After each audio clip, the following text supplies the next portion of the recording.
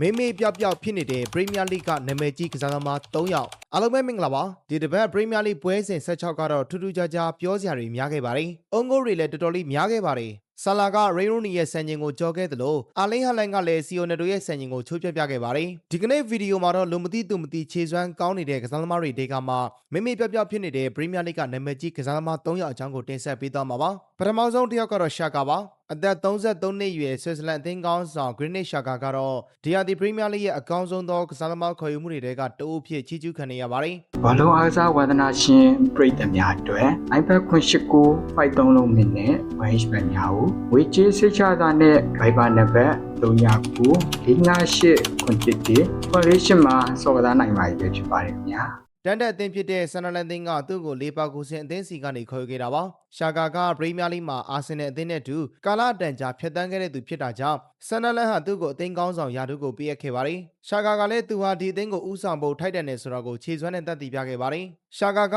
ဘလုံးပြန်လည်ဆယ်ယူအောင်မှထူးချွန်သလိုပြန်လည်ဖြန့်ဝေရမှာလည်းကျွမ်းကျင်သူဖြစ်ပါတယ်။နီးပြရီဂီလီဘရစ်ရဲ့လိုချင်တဲ့ပုံစံအတိုင်းအသင်းကစားအားအတင်ချကိုအကောင်းဆုံးထိန်းညှိပေးနိုင်သူဖြစ်ပါတယ်။ရှာကာကဒီယာဒီဆန်နလန်ကစားသမားတွေအားလုံးထဲမှာဘလုံးပေးပို့မှုအများဆုံးဖြစ်685ကြိမ်ပြုလုပ်ထားသူဖြစ်ပြီးတော့ Final သက်စုံတဲ့ကိုပေးပို့မှုအများဆုံးဖြစ်အကြိမ်190အထိပြုလုပ်ထားနိုင်ခဲ့တယ်လို့သိရပါတယ်။ဒါအပြင် Premier League ကလပ်အသင်း20စလုံးနဲ့ရှင်မယ်ဆိုရင်လေပြိုင်ဘက်နဲ့ဘောလုံးရှင်နေမှုမှာစပါးတဲ့ကစားသမားပါလင်ညာပြီးရင်အောင်မြင်မှုရာခိုင်နှုန်းဒုတိယကစားသမားဖြစ်ရည်တည်နိုင်ခဲ့သူလည်းဖြစ်ပါတယ်။ဒီအထက်မဖြစ်မနေပြောရမယ့်ကစားသမားတွေထဲမှာကေဗင်လဝင်းတယောက်လည်းပါဝင်ဖြစ်ပါတယ်။လက်ရှိချိန်မှာအသက်28နှစ်သာရှိနေသေးပေမဲ့ဒဏ်ရာတွေနဲ့ရုန်းကန်ခဲ့ရပြီးတော့ပုံမှန်ခြေစွမ်းမရနိုင်တော့လို့ပြီးခဲ့တဲ့ရာသီကုန်မှာတော့ Everton ကသူ့ကိုအလွတ်ပြောင်းရွှေ့ခြင်းနဲ့ထွက်ခွာခွင့်ပြုခဲ့ပါတယ်။အဲ့ဒီအချိန်မှာတန်းတဲ့အသင်းဖြစ်တဲ့ Leeds United ကသူ့ကိုယုံကြည်စွာနဲ့ခေါ်ယူစာချုပ်ချုပ်ခဲ့ပါတယ်။ Leeds United အတွက်ပါဝင်ကစားခဲ့တဲ့ပထမဆုံး Premier League 10ပွဲစလုံးမှာသွင်းကိုတကိုးသာရခဲ့ပေမဲ့နောက်ဆုံး၄ပွဲမှာတော့၄ပွဲစလုံးမှာဂိုးသွင်းခဲ့ပြီးတော့သူ့ရဲ့တန်ဖိုးကိုပြသနိုင်ခဲ့ပါတယ်။၄ပွဲဆက်ဂိုးသွင်းခဲ့ရမှာထူးခြားတာကတော့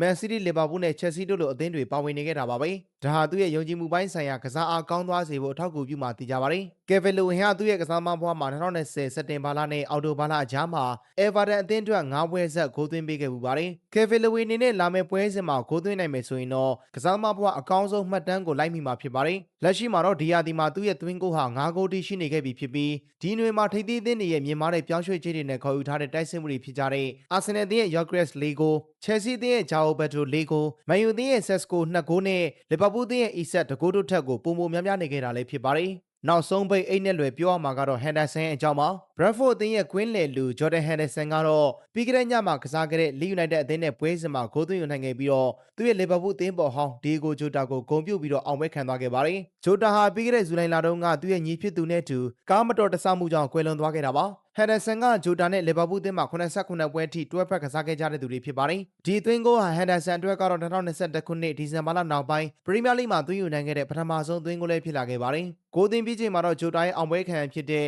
မြက်ခင်းပေါ်မှာထိုင်ချပြီးတော့ PlayStation ကစားတဲ့ပုံစံကိုပြုလုပ်ပြခဲ့တာပါ။အသက်35နှစ်အရွယ် Henderson က Jota နဲ့ပတ်သက်ပြီး Sky Sport နဲ့ပွဲပြီးအင်တာဗျူးမှာမကြာသေးခင်ကပဲသူ့ရဲ့မွေးနေ့ကိုရောက်ခဲ့ပါသေးတယ်။ကျွန်တော်တို့သူ့ကိုဘယ်တော့မှမေးလို့ရမှာမဟုတ်ပါဘူး။အမြဲတမ်းအမှတ်ရနိုင်မှာပါ။ Liverpool ကကောင်းလေးတွေဆိုရင်ဘယ်လိုခံစားနေရမလဲဆိုတာကျွန်တော်တွေးဆကြည့်လို့ရပါတယ်။သူကမိတ်ဆွေကောင်းတစ်ယောက်ဖြစ်ပါတယ်။ကျွန်တော်ဟာဂိုးသွင်းနေတဲ့သူဖြစ်လို့ဒီသွင်းဂိုးကိုသူ့အတွက်ရည်စူးပါတယ်လို့ပြောဆိုသွားခဲ့ပါတယ်။လက်ရှိချိန်မှာအသက်35နှစ်နဲ့ရက်110ရှိနေပြီဖြစ်တဲ့ Henderson ဟာ Bradford အသင်းရဲ့အသက်အကြီးဆုံး Premier League ဂိုးသွင်းသူဖြစ်လဲမှတ်တမ်းဝင်သွားခဲ့ပါတယ်။ဒီကနေ့ပြပြပေးသွားခဲ့တာကတော့မိမိပြောက်ပြောက်ဖြစ်နေတဲ့ Premier League ကနာမည်ကြီးကစားသမား3ယောက်အကြောင်းပါ။နောက်ထပ်ပြောစရာရှိတဲ့ကစားသမားတွေရှိခဲ့မယ်ဆိုလို့ရှိရင်လည်း comment မှာရေးသွားပေးခဲ့လို့ရပါတယ်။အဆုံးထိကြည့်ရှုပေးခဲ့ကြလို့အားလုံးကိုကျေးဇူးများတင်ပါတယ်။